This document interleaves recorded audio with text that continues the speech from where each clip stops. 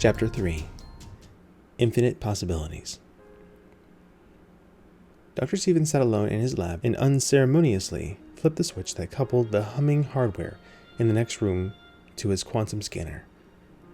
It had taken quite a bit of redesign and many months of coding to tie everything together, but he would now know if it had been all worth the work and wait. He stood next to the scanner a moment and surveyed the results with a satisfied smile. It should work this time.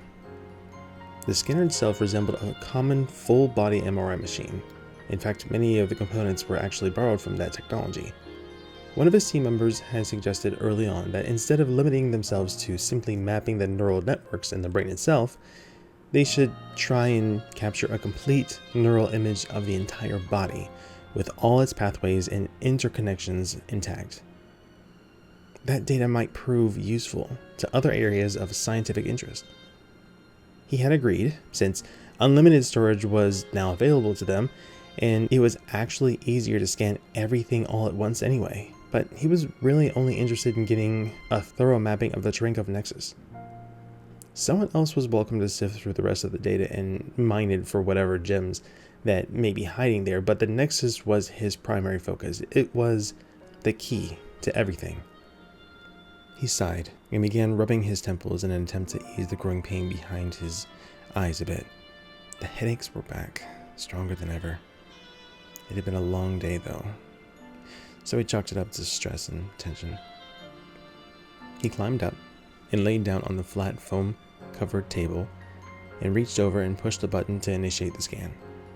With an audible hum, the table began to slowly slide its way inside the humming enclosure, and he tried his best to remain as still as possible. He had lots of practice since he had done this same procedure literally hundreds of times already. The scan only took about 5 minutes. A quiet chime announced the run was complete, and he sighed as the table began its slow retraction while he waited impatiently for it to cycle. Once free from the machine, he hurried back to his workstation and let out a loud shout of joy as he pulled up the results on his screen. He had captured every single data point and was able to access all of it in the rendering software completely intact. The screen showed an outlined image of his entire body, glowing with a complex network of crisscross lines of light throughout its entire volume. He was able to manipulate the viewpoint in and out of the three-dimensional image and was astounded by the clarity of the detail shown.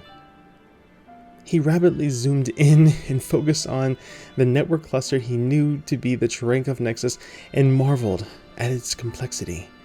No wonder they had not had any luck with the previous generations of experiments. The resolution had never been even close to this precise. But now, as he stared in fascination at the rendering, he could clearly see that he had finally captured a detailed enough snapshot of all the neural pathways he needed. The rest should be easy. He had already tested the interface hardware that would do the actual transmitting into the neural nexus, and his team had spent years developing an extremely complex interactive virtual world to explore. They had actually commercialized a primitive, limited version of that and created a web portal into the quantum mainframe here on campus that allowed people to play online in a simulation using conventional VR tech. This allowed his team to constantly improve the simulation, since the subjects were actually creating a lot of their own environments and populating with characters and creatures from their own imagination. This creative interaction of thousands of users within the central quantum computer helped bring a level of depth to the simulation that was unmatched by anything else out there, and had proven to be immensely popular to online gamers.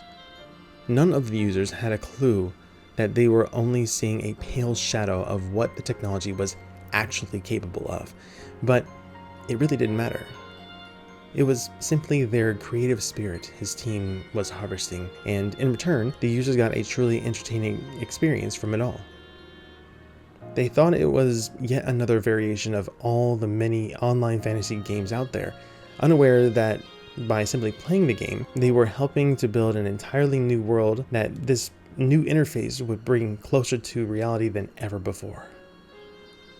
It would make conventional flat-screen VR tech obsolete overnight once this technology went mainstream. True, each user would be required to have a quantum scan before they could access its real potential, but once their pattern was saved into the system, the interface hardware could insert them back into the virtual world from literally anywhere. The team also had plans to create an extremely accurate historical archive of many of the greatest moments in human history, primarily as an avenue for researchers to immerse themselves into living history. Imagine standing beside Da Vinci as he painted the Mona Lisa, or witnessing firsthand the building of the Great Pyramid of Cheops. It would let researchers personally interact with some of the most pivotal characters in history during some of mankind's greatest moments. As an educational tool alone, nothing would beat it. The completion of this link to the scanner was the final key that would unlock the door and allow him to be the first person to actually experience the full potential of the system. He glanced at the clock on the far wall and frowned. It was late, and he was all alone here tonight, having chosen to stay and finish the final bit of programming himself long after the rest of the team had left for the evening. He was tempted to try out the virtual interface for just a minute or two to see if it would actually synchronize to his brainwaves as the theory predicted. But he knew that could be dangerous without someone on the outside monitoring his vitals. After all, this was his brain he was playing around with. Everything said the test should be safe, but they were treading on new ground here. Besides, this was not solely his victory. He had an entire team that had poured their hearts and souls into this project for the last 3 years. They deserved to see the first full immersion test themselves. With a sigh of resignation, he uploaded the results of the quantum scan into the qubit hole, chuckling to himself at the team's pet name for the new quantum storage device. A cute name for something that was actually an extremely complex machine that was not really fully understood. It generated a tiny pinprick into the very fabric of the universe itself and held it open only long enough to transfer data into it at nearly instantaneous speeds. Another pinprick created anywhere and anytime allowed instantaneous access back to the data stored there. The construction of that machine had required the development of an entirely new approach to the technology of computing. Scott Evans had come up with some revolutionary new hardware that ranged far from the conventional theories relating to the more traditional digital computers that only dealt with strictly binary data. He had designed a true quantum computer, vastly more powerful than any other machine ever built. It was capable of dealing with not just the simple ones and zeros of binary, but the fact that qubit data could be both at the same time. It was tough to wrap your head around, but as long as the scanner data was encoded and paired by the new quantum computer itself, its storage was thought to be nearly infinite in speed and capacity. If this worked even half as good as the theory predicted, it was going to be revolutionary and opened a door to an entirely new field of science.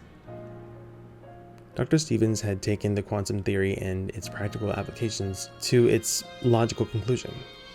He was amazed to discover that it just might be possible to create entire worlds within the structure of the quantum foam itself, interlaced within the structure of this reality. Worlds every bit as real as the one around him now. The quantum computer had the ability to stabilize a purely digital design into an altered, structured reality within the foam. The applications of that were staggering. It was quite possibly one of the biggest breakthroughs modern science had ever known. He shut down the lab and locked up for the night and headed home. Tomorrow was going to be such a big day. The culmination of his entire life's work and the dawn of a totally new era in computer interaction. Halfway home, the headache he had dismissed earlier as simple tension began ramping up stronger than he had ever felt before, with the pain now becoming almost unbearable. He attempted to slow the car and began to pull over to the side of the road, his vision beginning to blur. Unknown to him, a major blood vessel deep within his brain had been swelling for weeks, stemming from a minor genetic flaw in its cellular walls he knew nothing about. There was no telling how long it would have remained benign without all the scanning. Perhaps, by constantly subjecting himself to the repeated bombardment of exotic particles from the quantum scanner, he had tipped the scales and accelerated the tissue damage. Either way, it was to the point that, by now, the thin cell walls were seriously weakened and ready to burst. As the pain in his head mounted, his heart began to race, and the small increase in blood pressure proved to be just too much. The weakened blood vessel exploded into a full aneurysm and brought all of his dreams to a sudden tragic end. His car left the pavement and crashed down into a deep ravine beside the roadway, tumbling and rolling as it crushed itself against the rocks below, before finally skidding to rest on its side in a steaming mass of twisted steel. He never noticed the impact. He was dead before the car left the pavement,